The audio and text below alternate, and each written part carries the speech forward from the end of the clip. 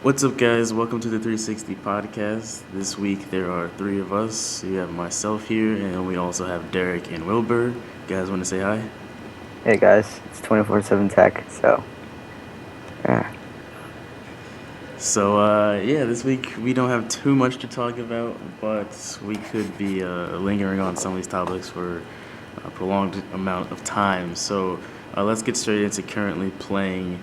Does anybody want to volunteer first?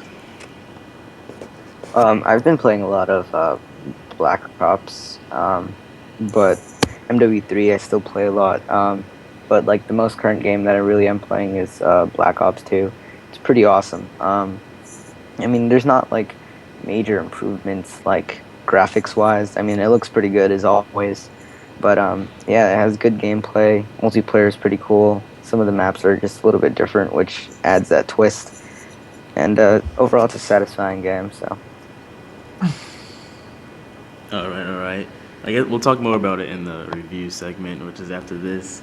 But myself, I've been playing a lot of Minecraft on the Xbox, and a good amount of Black Ops 2.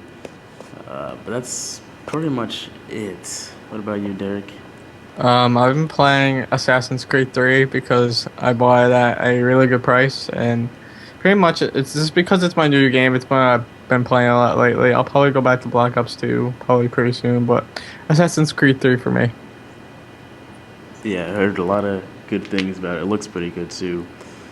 So let's just go into the Black Ops 2 review. So the game came out like almost a month ago now. Yeah. So let's just go around. What is your favorite part of the game? Multiplayer, zombies, or campaign for you guys? Well, Wh- campaign was extremely satisfying. Was really good. Although I would have to give it to zombies. It has a lot of improvements. It gives it like a fresh new feel. Like being able to store your credits. It's pretty cool. Just the new maps and everything. It's just really awesome. Multiplayer is okay. I don't really have any negative things to say about Black Ops 2 in general. Um, it's just another one to the Call of Duty series that's pretty awesome. Um, yeah, I think for me, I mean it's tough between zombies and multiplayer. Still have not even touched the campaign, um, but I may have leaned somewhat on multiplayer because Modern Warfare 3 multiplayer it was just really frustrating for me. I mean, if I look back on it, I probably had more time just yelling at the game rather than actually enjoying it. But Black Ops 2, it seemed like they fixed some of the things that Modern Warfare 3 did wrong. But Zombies also has like a lot of depth. I thought Black Ops 1 had a lot of like backstory behind it, but this one has a lot of detail and like Easter eggs with inside of Zombies.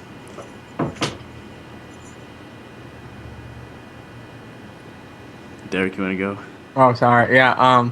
Yeah, for me, like, there isn't really a favorite because it's the same thing over and over again, and I'm just tired of it. But if I had to pick a favorite thing for me, it would probably be the multiplayer because I really never played the multiplayer on the Xbox before. I mean, I played the Modern Warfare 2 multiplayer, but I didn't really like it, so I'm kind of liking the multiplayer on the Xbox. I think it's pretty cool.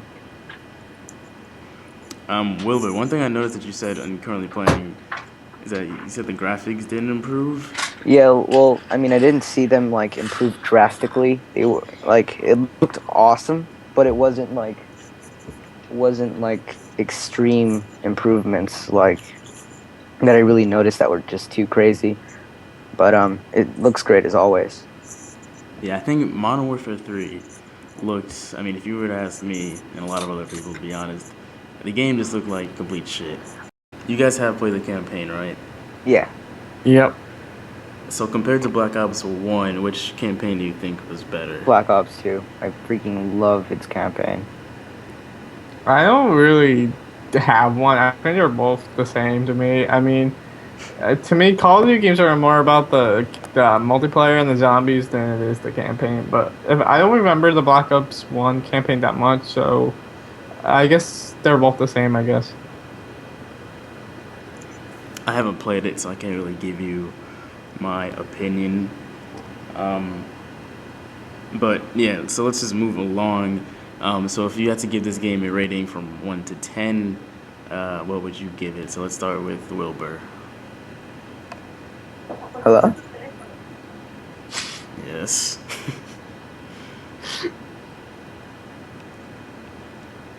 Something wrong, Wilbur? No. Okay, so if you had to give this game a rating from 1 to 10, what would that number be? Um, I'd give it like I don't know, a good 8. All right, all right.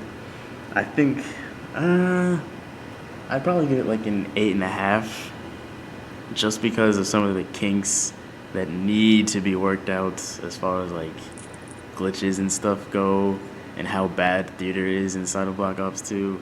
I have no idea why they sold this game with theater being so bad. Um, but yeah, I'd probably give it 8.5. Probably a 9 if it was fixed.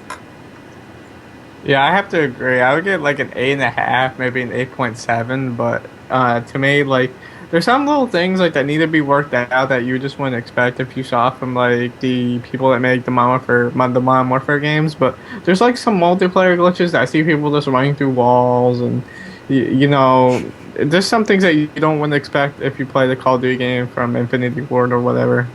But yeah, an 8.7 or an 8.5 is what I would rate it. Yeah, that's something I have to agree with. It doesn't seem like Infinity Ward would have shipped a game with some of these issues inside of it. Like what Infinity Ward does is that they release a game to make it sure they release it with a lot of things like worked out, and then once people play it, they find more stuff, and then there's constantly patches rolling out pretty much every 2 weeks, so the game's constantly getting updated, which is good. But I think there's only been like 1 or 2 updates for Black Ops 2 since it came out. Yeah, and there needs to be more. So let's move into the next topic, which is the top 5 tablets for this holiday season. So yesterday actually, I uploaded the holiday gift guide, and I had the 5 contenders on the gift guide were the iPad and iPad Mini, Nexus 7 and 10, and the Microsoft Surface. So if you guys had to pick 5 tablets, which do you think would be for this holiday season? All right, the best one, but I mean, these are kind of just like these are in my opinion, so it really depends whether or not you're like 10 years old, you're 40. It's different for every person. Whether you're a tech geek or you're just a regular consumer. But I honestly thought that a good all-around tablet is the iPad 4th gen, and then you could come in with the iPad Mini, then the Nexus 7 Transformer Prime, and then the Kindle Fire HD. All right, all right. What about you, Derek? Well, this one's a tough one for me because I have both the iPad Mini and the iPad 3rd generation. But if I had to pick like which ones I would like put in order for people to buy, it would have to be the iPad 4th generation, then the iPad Mini, and then I would go with the Nexus 10, the Samsung Galaxy Note 10.1, and then the Nexus 7. For me, if you watch the guide, then you know this. But for me, I put number 1 Nexus 7, number 2 the current iPad, number 3 the iPad Mini, number 4 was the Nexus 10, and number 5 was the Surface. I noticed that neither one of you put the Surface on your list. And to be quite honest, Because it's so damn bad. Jesus Christ, do we need to go through this again? God. In my opinion, the as far as getting something as a gift, I don't think the Surface is that bad. Like the thing that stops me from recommending the Surface like at all is that like it runs off RT, which means it runs off an ARM processor, not an Intel processor. So none of the Windows apps that are out there work on it.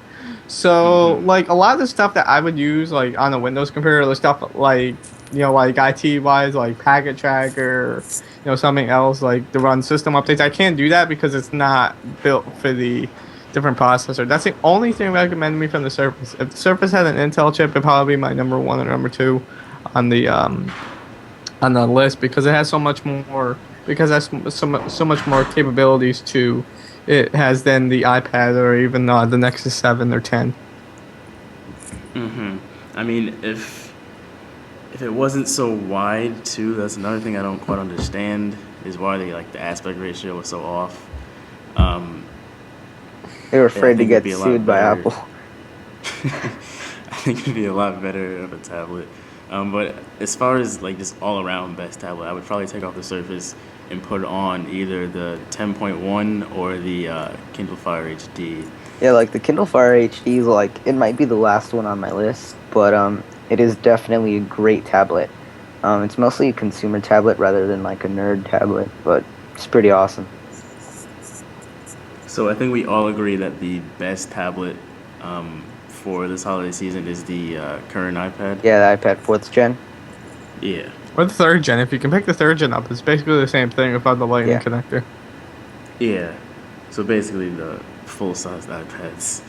Um, over the Kindle Fire HD, have any of you guys used it yet?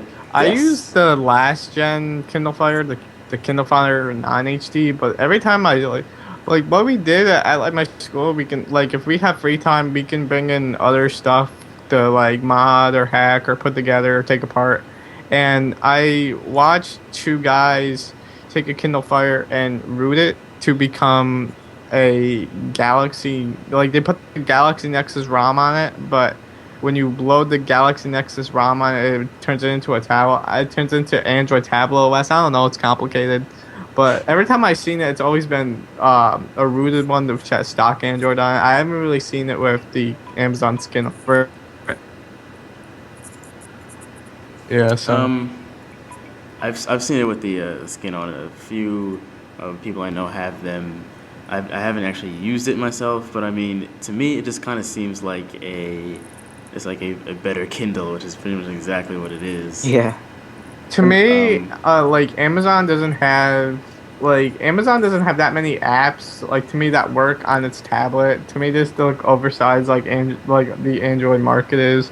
So I hmm. think if they can make like good tablet apps, it could be a bit better. But for some of the stuff, some of the UI changes, like I think the home button is up in the corner on every app. I mean, that's just like plain old stupid. I rather have like a physical button to do that. Like I don't Yeah. know, it's just some of the stupid UI changes that make me not want to buy it. How about the 10.1? What do you guys think of that? mm, no comment. I'm not- Like if I had to pick a full like tablet that was not the iPad, I'd probably go with the 10.1 because it has that S Pen or whatever the hell it's called, and it can like do like all the other like cool things the S Pen can do because it has a lot more capability. But that would be my only reason is because of the S Pen. Yeah, I think same here. If I had to pick at least an Android tablet, it'd probably be the 10.1. As far as like full size, like 10-inch tablets go, it would be that. Yeah. Over the Nexus 10. I think the Nexus 10 just needs revisions. Hopefully, its second generation is a little better. Yeah, what should be called the Nexus 10.2?